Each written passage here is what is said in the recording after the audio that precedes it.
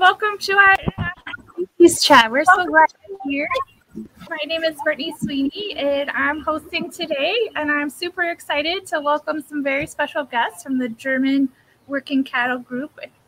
And they're joining us all the way from Germany, which is super exciting. That's so awesome. So thank you, Claus and Dr. Peter, for being here today. And thank you, Jeanette, for joining us as well. Jeanette, do you want to introduce yourself and our special guests? Yeah, I'm Jeanette Behringer, and I'm a senior program manager. And yeah, we've got the ambulance going by. I'm a senior program manager for the Livestock Conservancy and have been around draft animals long enough to be a little bit dangerous with questions. So I'm hoping we'll have a great discussion here. And I have to point out that Dr. Herold works with draft horses. So we're going to be talking about draft horses as well as oxen.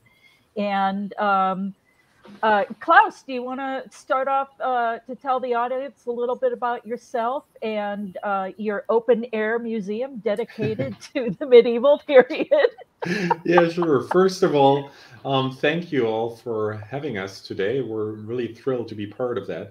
And of course, I can say a little bit about myself. My name is Claus Kropp, and I'm currently the manager of the so-called Lauresham Laboratory for Experimental Archaeology. It's a weird name, but basically it's an archaeological open-air museum dedicated to the early Middle Ages. And as in the early Middle Ages, all agricultural work was done with draft cattle. We keep a set of 7 draft cattle. I'm also the president of the International Association of Agricultural Museums, AIMA, and have a little farming operation on the side, where, of course, I also have a couple of draft cattle myself. So that's me. Mm-hmm. And Peter, would you mind introducing yourself and tell folks a little bit about what you do? Yeah, hello everybody. Very fine to take part in that, and I'm very thankful that you made it possible. Yeah, my name is Peter Herold. I'm a biologist, and I studied biology for nature conservation, and additionally did a lot of studies in organic farming, and did my doctoral thesis in organic farming about draft horses and use of draft horses in connection with modern horse-drawn technology in organic farming. And for 7 years, I did the work for the German Association for Draft Horses. And now we have a very, very small farm of 3.5 hectares, organic farming. And it's only grassland farming, and we have 2 draft horses of the German cold blood breed, and we use them when we make hay, and unfortunately only with old machinery, because meanwhile both horses are in the retirement age. They are 23 and 19 years old. And a couple of years ago, the main thing what we do is milking goats or dairy goats, and we make cheese from the milk. And since we started that, there was not enough time to stay with the horses and do everything with horses. So we need them additionally to the tractor. And as I said, I did my PhD thesis on the draft horses, and there I did some science on mowing with draft horses and modern mowing equipment. Well, that was one of my first questions I wanted to ask you, is to talk a bit about, I read your thesis, and I found it really fascinating to talk about the economics of it and how in some instances it's actually more economical to be able to use draft horses versus machinery. And could you talk a little bit about that? Me or Claus? No, you. Me. Okay. No, and yeah, of course, it's in general, you can say the smaller a farm is and the more diversified a farm is, the more it makes sense to work draft animals. It's not only horses, but also cattle or mules. And the problem in general, in my opinion, is that the costs for energy, for diesel and gasoline, much lower than the costs for human labor. And of course, if you use horses on a farm, normally you have more work to do than using a tractor, because the output of a team of horses is normally lower than the output of a tractor. But it's true that there is, if you have a small produce farm, for example, which is very diversified, it is, even today, with the economic situation of today, it is possible that it makes more sense to use draft animals than tractors. And we did some small studies besides my PhD thesis which confirmed that. If I may add on that a bit, what I find very important to say, I mean, it depends on the region, but when I think about the German tradition of keeping draft cattle and especially draft cows, the interesting factor is that especially these old breeds all were 3-use breeds. That means that you not only use them for dairy, but also for meat and work, and that also makes them very efficient, cost efficient and effective. And when you think about small scale farming, that can be really on the plus side of things. Mm-hmm.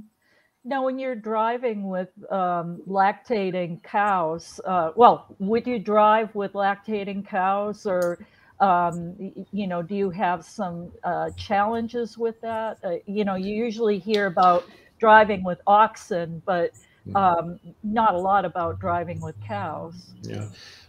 The interesting thing is that back before the large-scale industrialization of agriculture, with the empowerment of tractors in use, maybe up until the 1950s, there was even a field of science, animal science, which was dedicated of finding the right balance between using a cow for dairy, but also using them it for work. So how much work you can put on a cow in order not to lose too much of the milk. So there was a lot of science done on that side. So we pretty much know quite well how much workload we can put on a cow. And you would be amazed how much a lactating cow actually can do. Of course, you should not overwork it, but there's a lot of stuff you can do with a draft cow when you think about organic farming or vegetable farming. Mm-hmm. And all those studies were done in Germany, or is this something that was studied broadly in Europe, or where would people find those resources to understand it? I know from it's a PhD thesis dedicated to draft cows in Switzerland, but there are also studies in Germany from the 1930s. I don't know, Peter, if you know of any other larger studies which date back to that era and come from another country. At least not that I know of. I mean, it's Germany, Switzerland. They have at least had a large and long tradition of using draft cows in that respect. I mean, draft oxen also had were important, but not everybody could afford draft oxen. Mm-hmm. So the oxen were actually a luxury, it sounds like, compared to the draft cows, which were more of a necessity, it sounds like. Yeah. Yep. And Peter, as far as draft horses in Germany, were they overshadowed traditionally by oxen, or were they used as often as oxen were? What was the traditions of using draft horses back when they were popular? Yeah. I think there had been some change. The more you go back in time, the more cows and oxen get importance. And the younger the times, more and more horses came into the job. Because, as Klaus said, the oxen was much more expensive for a farmer than a cow, and a draft horse was even more expensive. So we had, it depends also on the region where you look at. If you have there are regions in Germany where they very early started using horses. That was the region with the very good soils, where you could grow potatoes and beets and sugar beets and things like that. And other regions which were more hilly terrain and not so good soils, the cows were in favor. And you can say in Germany the use of draft horses really started at the end of the 19th century, when also the first breeding societies were put up, and the horses were really bred, not just the breeding companies of the different breeds were funded, and then they started a very sincere breeding to make the horses better and better. And before that time, it was just not really organized breeding. It was just you took the horses that were there and they were coupled and the offspring was used, but there was no real breeding in there. That started at the end of the 19th century, and then it became more and more, because horses were not only used in agriculture, but also in the industry, for all the draft work that had to be done, for all the transportation, and they needed then the big heavy horses. And you know that the Belgian draft horse comes, as the name says, from Belgium. And that's also started around 1900, or 1890, that the first horses from Belgium were brought to the US and then bred to what is now the Belgian draft horse. So the horse became more and more important during the first half of the 20th century, and the cows became less important in that time. And then after World War II, the first 5 to 10 years, draft horses still played an important role in German agriculture.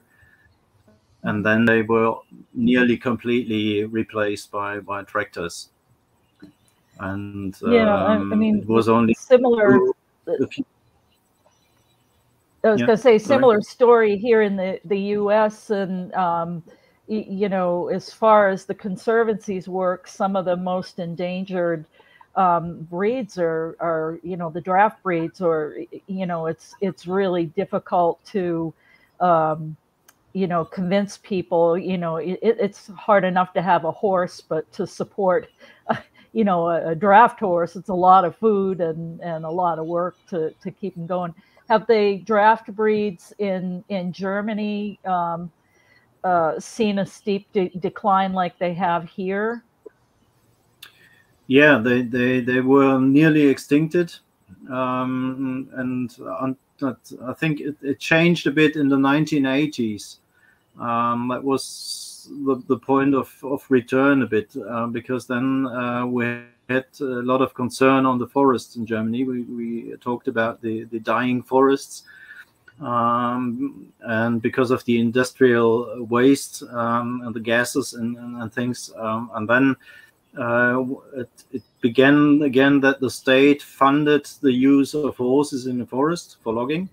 Oh, wow. And that was a bit the turning point. And from then on, it became very, very, very slowly became a bit more in use.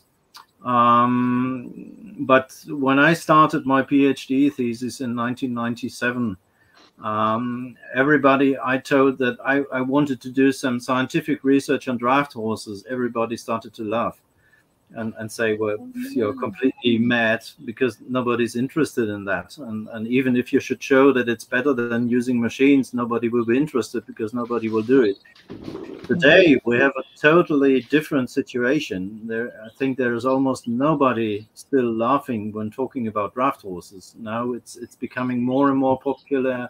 The media is interested, and you find more and more articles in newspapers or even in the TV showing draft horses for work, mainly in the forests, but also in agriculture. And I think also it's a bit a parallel situation with organic farming. It becomes more and more popular. More and more people understand that organic farming is the future for agriculture, and there is no alternative. Sure. And, Claus, can you speak a little bit on what's happened with draft oxen? Had they seen a similar pattern going back to the beginning of the 20th century?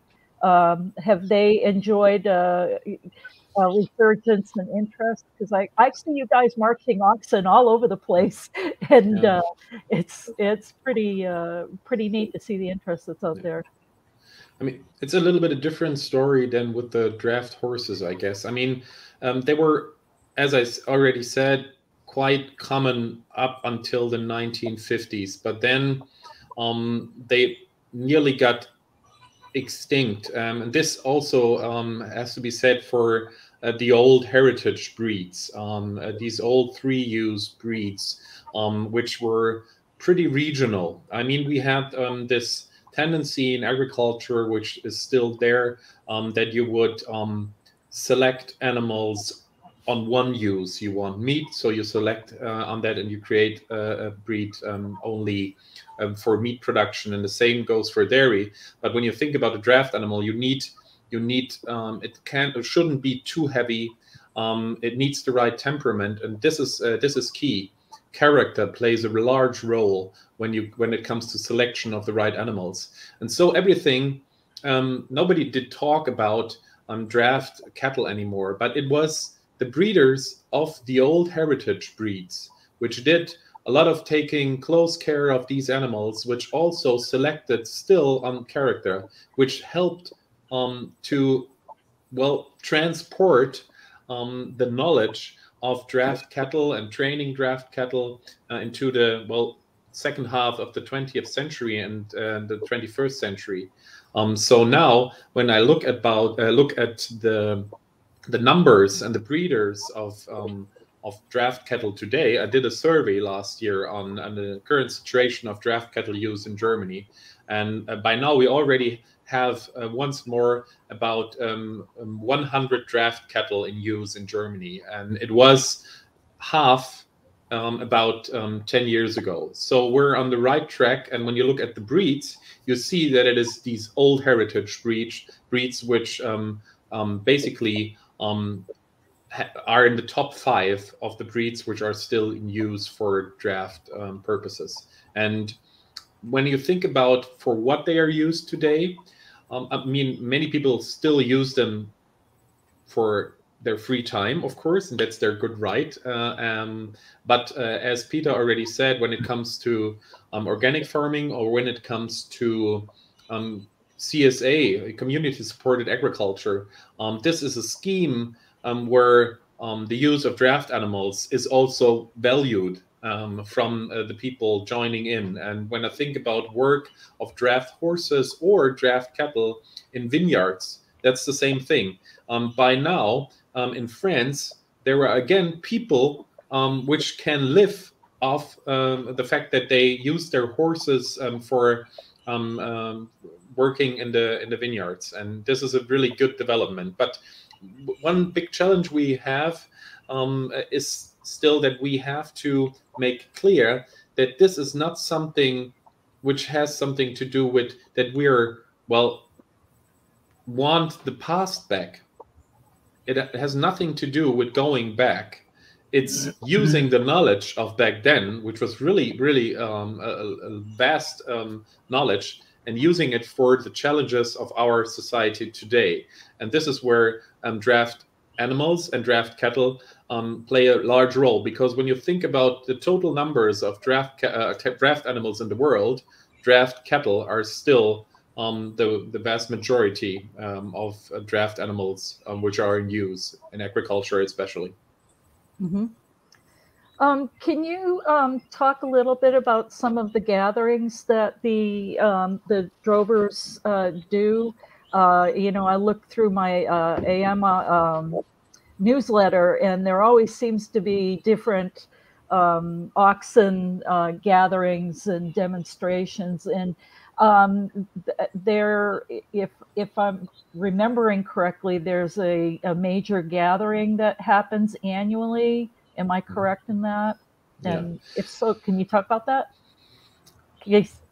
Basically, all of this started about about 20 years ago. Basically, where the last rest of the people still interested in draft cattle thought it would be a good thing to join forces and to exchange knowledge and not to have to invent the wheel every year once again. And they started small back then, these meetings, and in fact, yes.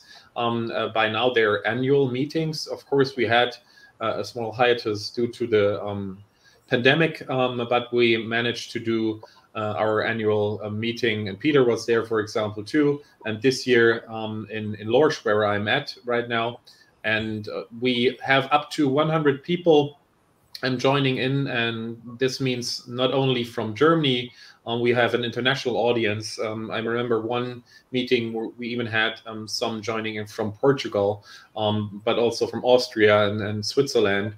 And we usually, change the locations. One year it's usually at a museum site, and then the other year it's at the site of a farmer. Mm-hmm. So there's also a different perspective on things. It's a working group. It's not an association, but that also means that it can be more efficient because there's not so much rules. It's a happy meeting every year. Everybody's looking forward to it, and everybody brings some stuff with it. I remember a colleague bringing in an old yoke he didn't know how to use to one meeting, and that there was this large brain of knowledge in that room, which could help usually. And where could people find information about these meetings? It is open to the public, I assume, or where could they find information about if they wanted to attend? There's a website through which everything is basically run. It's I don't know if you can share the link. Maybe through the chat, and it's Zugrinde.de. Yeah, that's it. And there's also an English version of the website, and there's a forum where everybody can see the latest, not only reports on the past meetings, but also the upcoming meetings. And also when there is a meeting in France, people can know about it. And also the host site will then do further advertising of the meeting. Mm-hmm. Peter, can you tell me where is there anything similar with draft horses, or are there any other? Are there groups over there that mainly focus on the draft horses? Yeah, first we have the German Association for the Draft Horses, which is called IG Zugpferde.de. And that's an organization of about 1,500 people that are member in that association, and they also meet, have their yearly meeting. And then we have a couple of years ago, we funded in each German country, we funded a sub-organization for that country to regionalize our activities. So they organize plowing contests, logging contests, or also farm shows where we present the modern equipment. And was very important what Klaus said, that we don't want to go back to the good old days whenever they might have been. I didn't find them yet, But we are looking for the future. We are doing something for the future. We want to improve agriculture and not make it historic or something. So that's always a problem if you make a farm show, a demonstration or something.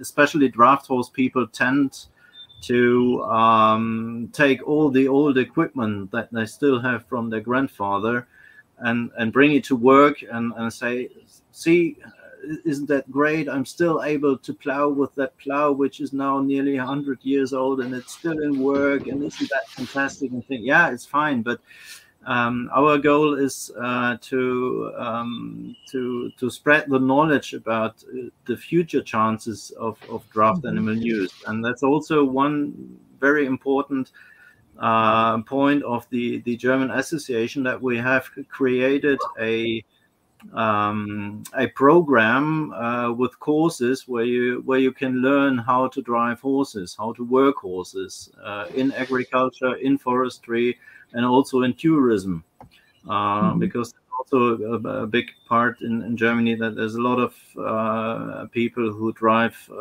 carriages for tourists. And we teach them how to do, and they can get diplomas and things which are also accepted by the insurance companies. For example, if you have an accident, then you have to prove that you they ask you why the hell did you drive horses, are you able to do that, and then you have to prove that you are able, that you know what you do.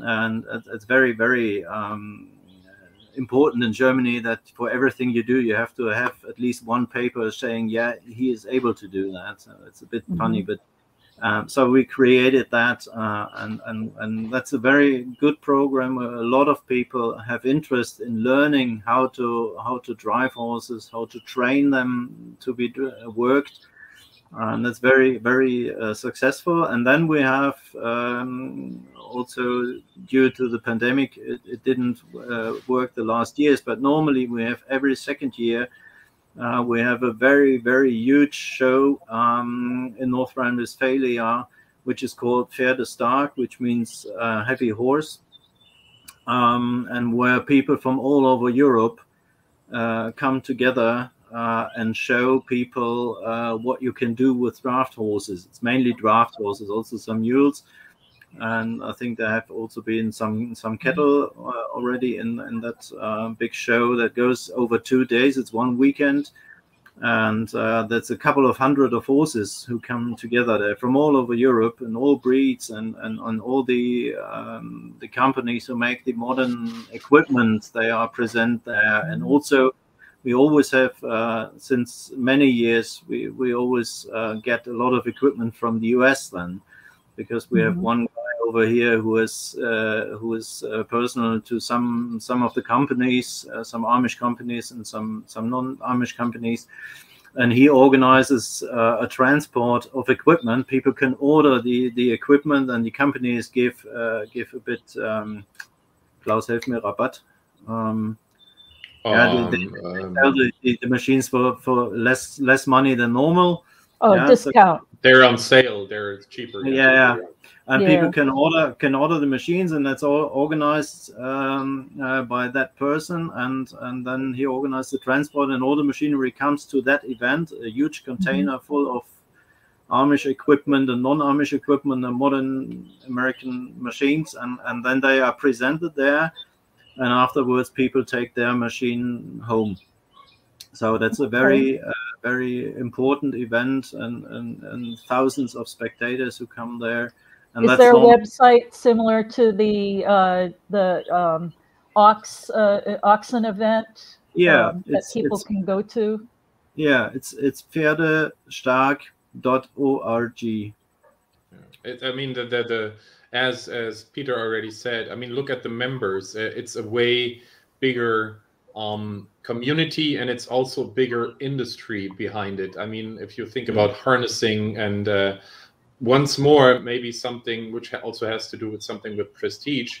The biggest challenge when you think about specific draft cattle equipment is that people have the tendency to forget that back in the 1950s and 60s, machinery was still specifically developed for draft cattle.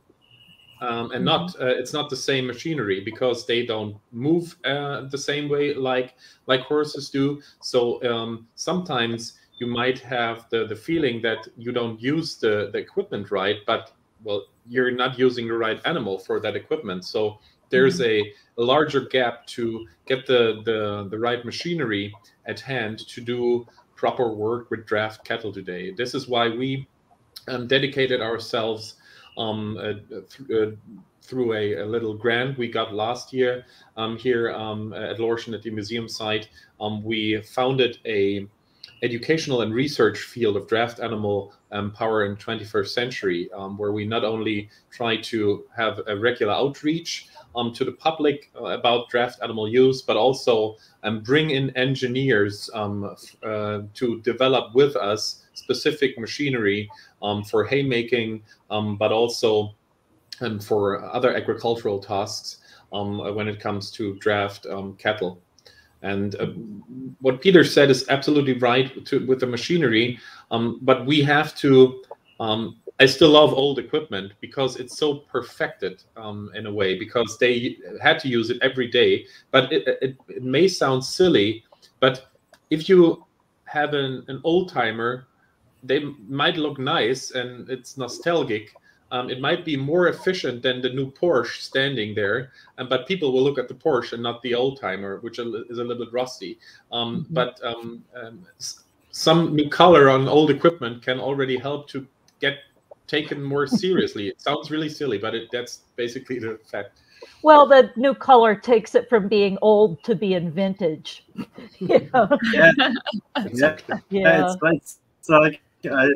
It's like the late Charlie Pinney always said, if you want to make a horse-drawn machinery famous, you just put some valves and some tubes and some electronics, and which have no use, but it looks very, very specific and clever, and then people will recognize it. If it's only a pure mechanical tool, which might be perfect for the job, people won't recognize it, because you need hydraulics, you need electricity, and maybe an engine on it, and things like that. And then people say, "Oh, that's no." So and let's see. The problem with the old machinery is, and it was the same story in the US, I think, and that was the reason why the Amish one day started to invent the hitch carts and things like that, was that the old equipment ran out. And there were no spare parts anymore produced, and then you have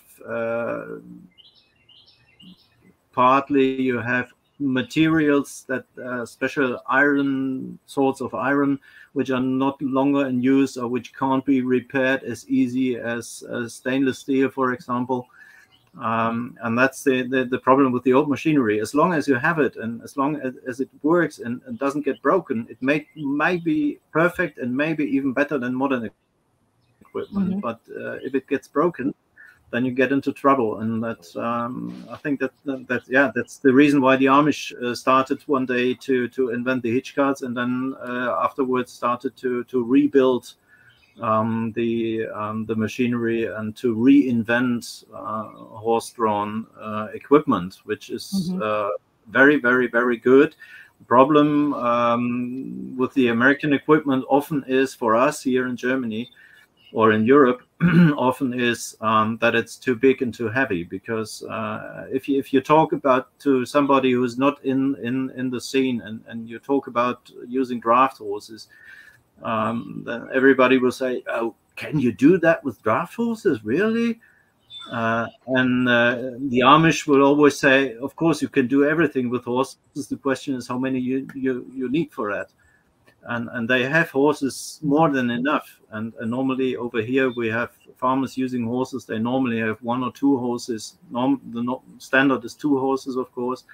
But there are only few who have more and who are able to drive a team of more than 2 horses. It's not so easy as it looks, maybe, and so that's a bit, the equipment. Sometimes the American, I remember the hydraulic plow from Whitehorse, which was a 1-share 2-direction plow.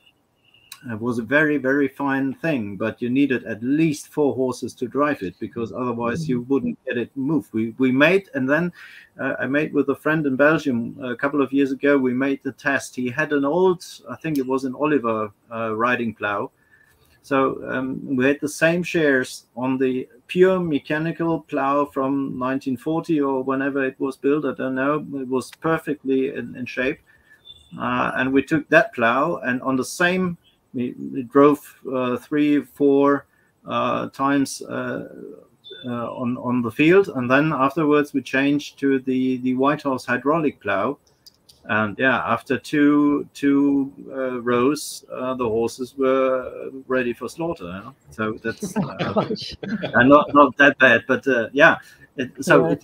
All the hydraulical stuff, the mechanical stuff, the new things, it takes a lot of power, and that's often the case with the Amish equipment. On the other way around, when I compare, for example, I guess maybe you know the I&J mower, the horse-drawn mower from I&J company, and they use, of course, they use a German blade, a German knife, because we have in Germany a very small company which makes, I think it's really the best double knife mowers in the world. And they are built on the I&J machine. And they have invented, a couple of years ago, they invented a new system that the knives on the mower, they are not longer symmetric.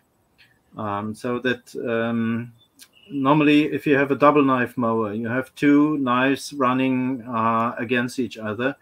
And if they are built symmetrically, then you come to, every time you come to the point that all knives, all blades are exactly one above the other.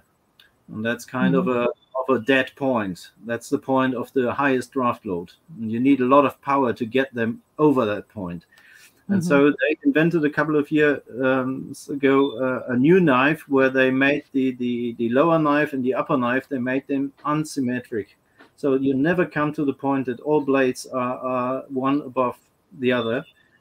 And that saves so much draft load that you can easily work the I&J mower with 2 meters and 90 working width with 2 horses without killing the horses. And in my studies, I had the old system with the symmetric knives. And I wasn't able to work with the 1 meter 65 mower. It was too heavy for 2 horses, for 2 heavy horses. I had horses about 900 kilos each. Well, it's great to be able to, use modern technology to, make those kind of improvements. And I wanted to switch gears a little bit. Claus, you're the president of AIMA, and for a lot of folks, their first introduction to working animals is through living history museums. And I was wondering if you could talk a little bit about the organization and how it works with museums, literally, around the world to try and, with the ones that work with the animals to try and showcase some of the traditional breeds. So a lot of folks here are not aware of that organization. The International Association of Agriculture Museums is, well, basically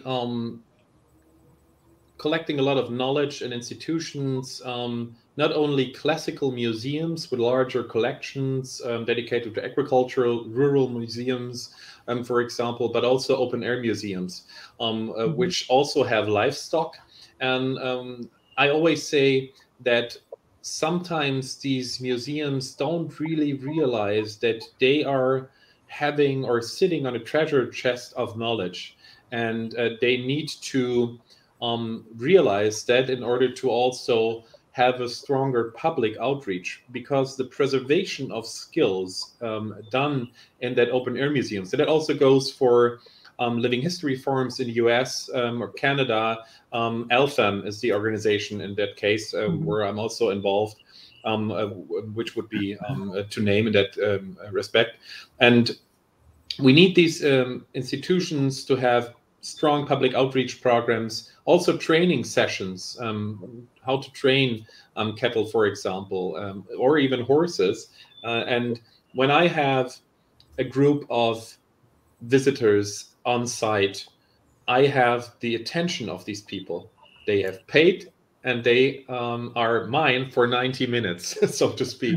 And I have the chance to get the message over. And if I want to plant the seed that the preservation of old heritage breeds in museums doesn't necessarily only has to do something with the past again, but it's also prepping ourselves for the challenges of the 21st century. And when it comes to classical agricultural museums, large collections, there's also a large or a vast resource when it comes to harnessing, for example. I mean, when we look back at the time where draft animals were still in regular use, especially when I think about Germany, when the adjustable 3-pad collar was developed for draft cattle in the 20s, 30s, it was perfected for the use of draft cows, for example, but also for draft cattle. Now they're hanging in the museum, and it's sometimes only the museums which still use this equipment or know how to repair it, and they have the right craftsmen and women at hand to repair it. So it's that network that is really important also for the non-museum community and for people interested in old heritage breeds and in draft animals. So these organizations can play an important role when it comes to sustainability and challenges of today. So here's a tough question I'll pose to both of you. What is your favorite cattle breed you work with? Oh, that's mean.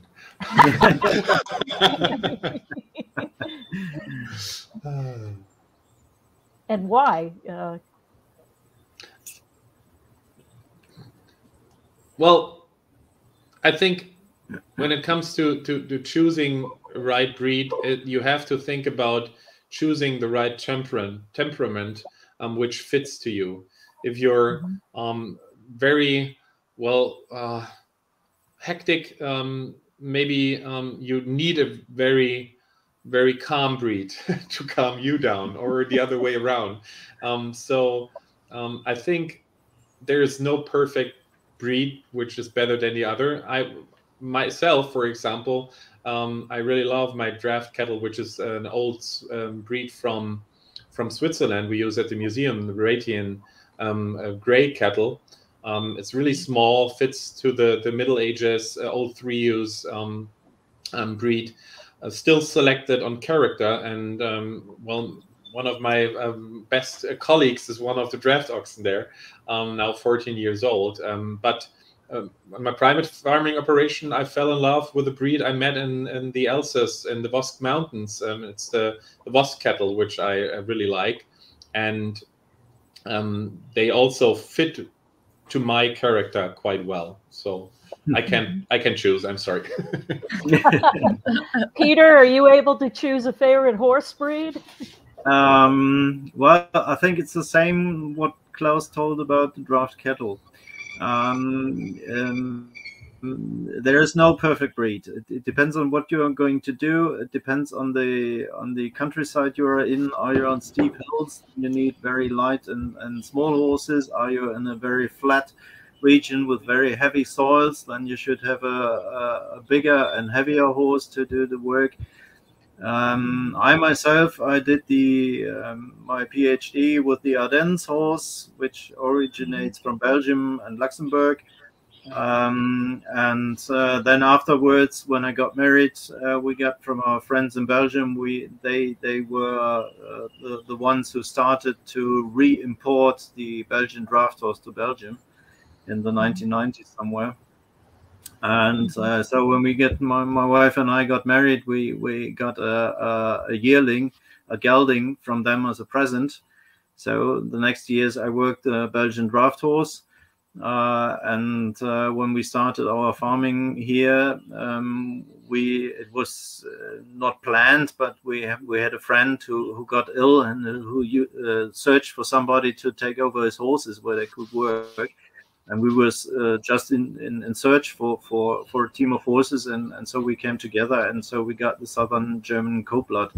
But I also think of the Comtois, which is a French breed, which is very close to the Schwarzwälder, the Black Mountain draft horse here in Black Forest draft horse, sorry, here in Germany, which is a fine horse. And when I started, I was impressed by the huge horses, you know, the Clydes and the Shires and the American Percheron and things like that. And I thought, oh, the bigger a horse, the better it is, because in Belgium, when we worked the Belgian draft horses on the farm of the friends, we said they were fast as nothing. Huh? They were, normally we say in Germany, a draft horse when working in walk, it's about 4 kilometers an hour, the speed.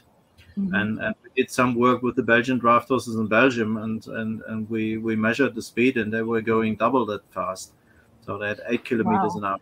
And so if you have huge fields where you have to do a lot of work per day, then maybe a faster horse is a better choice. But I think it's the same with chicken or dogs or cats or whatever. I think that you fall in love with one of it, and the breed is not so important. It's just you see it and you know it's the right one for you, and then it can work.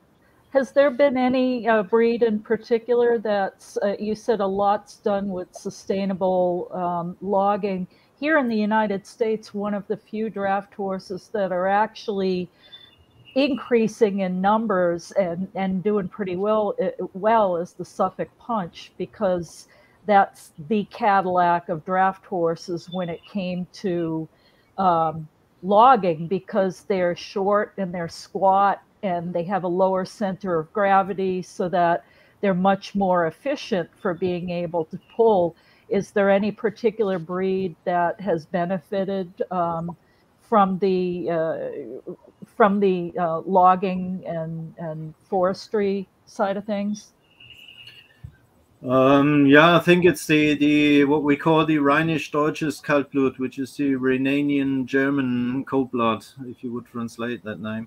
I think there is no special English term for that, which comes originally from the Belgian draft horse when it was still the European Belgian draft horse, which means that it was a lot smaller than your Belgian draft horses, because in the like US all the bigger and bigger and bigger.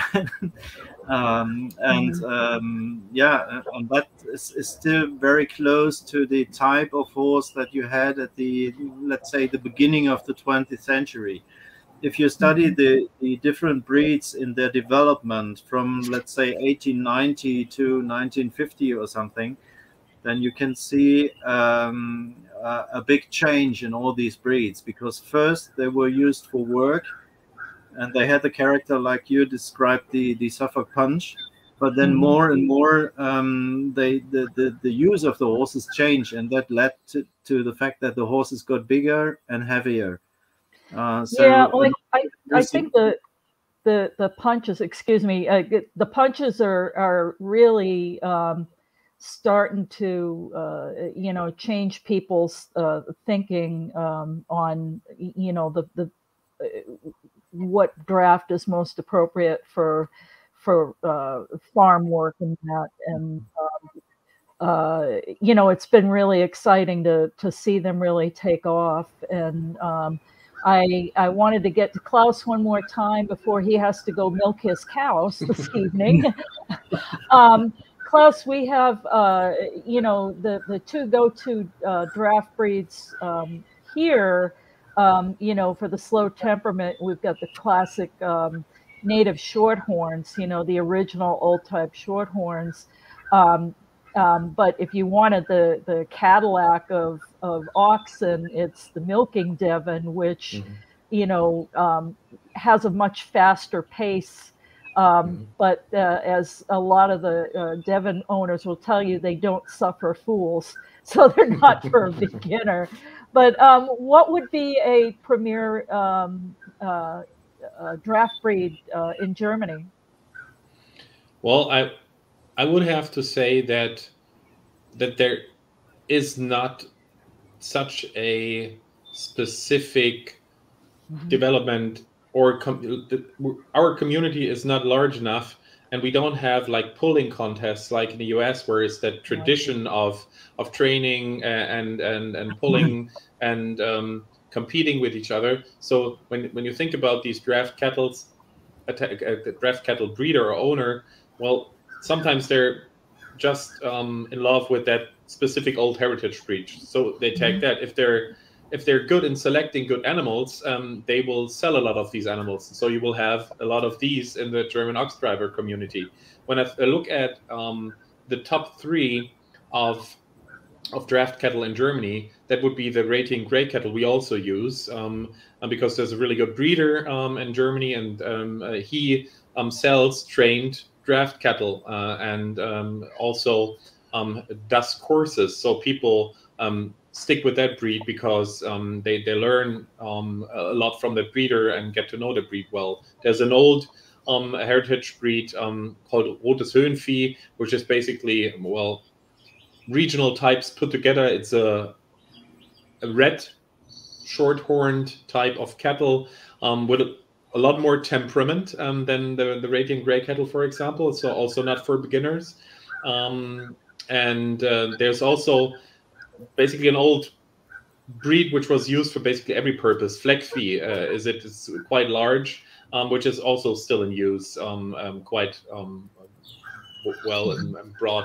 So there's no specific draft cattle Cadillac, because it depends on your selection of breeding, and we're still too small, I would say. Well, hopefully not for very long. Yeah. But gentlemen, I'm really so pleased we were able to pull this off and you know, have you come on. Folks really do like to hear what's happening out in other places, and Germany's kind of on the cutting edge of a lot of what's going on with draft animals, it seems, and draft animal equipment. And so I really appreciate you taking the time out, and sorry you'll have to turn the lights on to milk the cows, but we appreciate the effort.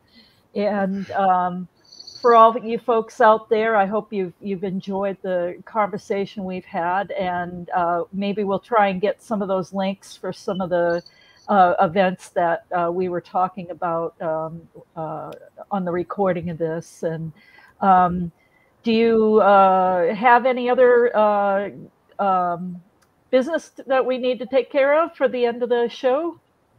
Yes, it's the end as we're winding up. So I just want to ask, what's your favorite thing about working with draft animals? I always like to end on something positive. Peter, do you want to go first? No, you go first. Because you have to go earlier than me. I mean, my favorite thing about draft animals, and this goes for both horses and cattle, is that this is the perfect way in our hectic 21st century to really get a connection to the soil again, and you can step out of your stress regular life and just deep breathe and get in that connection with that animal. And this is one of the best things that ever happened to me, that I have that opportunity to work that way with the land. Mm-hmm. Yeah, absolutely. That's I'd say that's the one side of things, and the other side is what is my seen from the scientific point of view, or I think the most important aspect and the most important difference between using draft animals versus tractors is that there is only one way you can use your land without destroying it, and that's draft animals. Because if you're even a light tractor going over a field, compacts the soil and does some damage, and draft animal doesn't do any damage. And we know from so I think that's much more important, in my opinion, than the fact that the tractor needs diesel and the horse or the cow doesn't. That's also important. But I think the most important thing, and that's also the key, in my opinion, seen from the scientific point of view, for the promotion of draft animals, is that it's the only way you can use the soil without doing any damage to it. And if you compare, and there is also some scientific comparison between fields, arable fields that always and only have been farmed by Amish farmers with horses or mules, and next to it there is a field of a conventional farmer using tractors. And if you compare these two fields, it's not only one world which is in between there. So that's so much better for the soil, and draft animals are the only way to prevent soil compaction. And I think that's, I've written in the internet somewhere that we have the UN has brought a new report saying that between 20 to 40% of worldwide arable fields are always already degenerated. And if you look at the heavy machinery that's working on the fields, even here in a very small company compared to the US, for example, it's so much damage that has been done and still is done, and we will get the bill for that, I'm sure. Mm-hmm. May I add one little a quote of an Australian farmer, aged 86, I heard in the internet, when he was asked if he would ever consider doing something else than horse farming. He said, why would I do that? How would I ever hear the sound of the plow turning the soil if I don't work with the horses? This stuck with me, because this is something we lose when we sit in a tractor, that connection to the soil. Those are such great points. Finding that grounding is so important. And I love that we're using draft animals to drive the future of agriculture. I think that's so fabulous. Anyway, it's that shameless plug section. Does anybody have anything they would like to plug on our way out today? Well, I think we all need to go to Germany to see the horse festival and the ox festival. Yes, absolutely.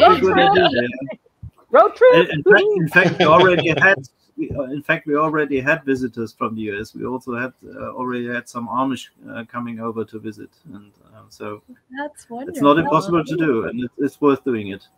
Yeah, absolutely. And also that we also have nearly each year we had, before the pandemic, we had a travel group from within the draft horse scene, the German draft horse scene, going over to the US for 1 week to Horse Progress Days, organized by the same guy who does the machinery transport from the US to the Livestock event, which is the Horse Progress Days for Europe, as you can say.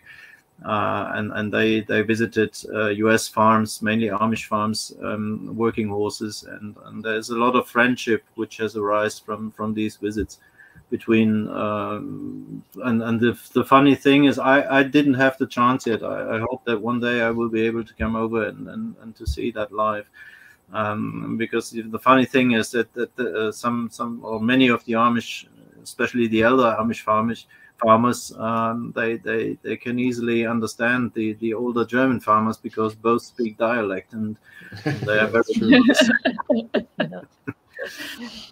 That's great. Well, thank you, Claus and Dr. Herold, for joining us today. We're so excited that you were able to share your knowledge with everyone. And thank you to all of our members and supporters for making educational programming like this possible. We appreciate you. Thank you to ManaPro for sponsoring our species chats this month. We appreciate you. If you're not a member and you'd like to become one and help support small farmers and stewards in educational programming with the Livestock Conservancy, you can go to our website. That's livestockconservancy.org, and become a member or support us through donations. We appreciate you.